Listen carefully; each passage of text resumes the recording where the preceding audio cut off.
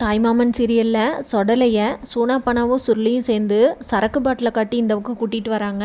இந்த பக்கம் வந்து சரக்கு ஊற்றி கொடுத்து அவர்கிட்ட இருந்து பூங்கொடி எங்கே இருக்காங்கிற விஷயத்தை கண்டுபிடிச்சிடலாம் அப்படின்னு சொல்லி பிளான் பண்ணுறாங்க.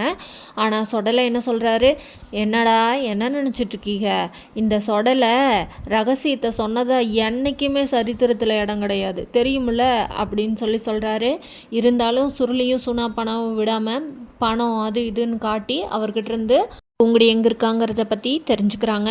இதை பார்த்து அழகர் ஷாக் ஆகி, ஓ அப்போ இவங்கெல்லாம் சேர்ந்து தான் நம்ம குடும்பத்தை அவமானப்படுத்தணும்னு பிளான் பண்ணி தான் இந்த மாதிரி வந்து குடும்பத்தோடு இங்கே வந்து உட்காந்துருக்காங்க அப்படின்னு சொல்லிட்டு, அப்பா அப்பா இங்கே வாங்க அப்படின்னு சொல்லி கூப்பிட்றாரு.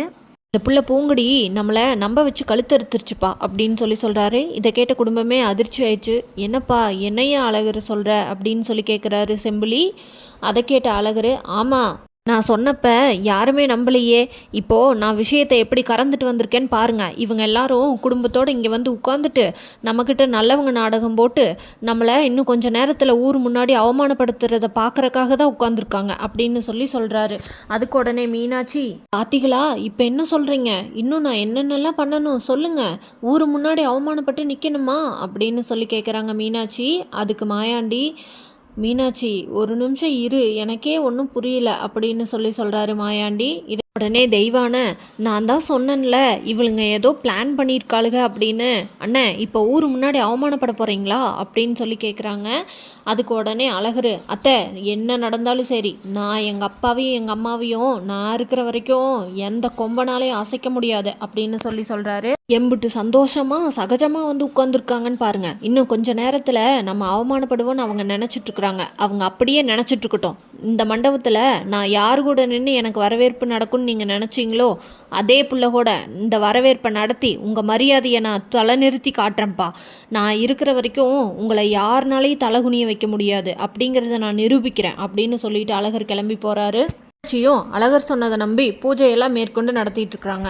அழகர் தேடி போன இடத்துல பூங்குடியோட ஃப்ரெண்டு அமுதா, அண்ணே இந்த கருவேல பாண்டி தான் எங்களைய கட்டி போட்டு செல்வியை அடித்து போட்டு பூங்குடியை தூக்கிட்டு போயிட்டாண்ணே அப்படின்னு சொல்கிறாங்க.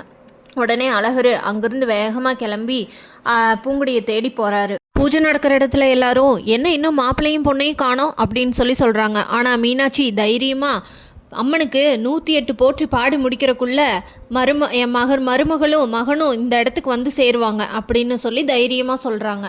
ஆனால் பாண்டி பூங்குடிக்கிட்ட, அன்னைக்கு நீ என்னை அடிச்சல்ல, அதுக்குத்தான் நான் இப்போ உனக்கு பதிலடி கொடுக்குறக்காக உன்னை தூக்கிட்டு வந்திருக்கிறேன். இன்றைக்கி நீ என்கிட்ட இருந்து தப்பிக்க முடியாது. இன்றைக்கி ஒரு நாளாவது நீ என்கிட்ட இருந்துட்டு போனேன்னா தான் நான் உன்னை விடுவேன், இல்லைன்னா நான் உன்னை விட மாட்டேன் அப்படின்னு சொல்கிறாரு. அழகர் பூங்குடியை கண்டுபிடிப்பானா, கண்டுபிடிச்சு கரெக்டான நேரத்துக்கு மண்டபத்துக்கு கூட்டிகிட்டு போய் மாயாண்டியோட மரியாதையை நிலைநிறுத்துவானா? என்ன நடக்குதுன்னு தெரிஞ்சுக்க நம்ம சேனலை மறக்காமல் லைக், ஷேர் அண்ட் சப்ஸ்கிரைப் பண்ணிக்கோங்க.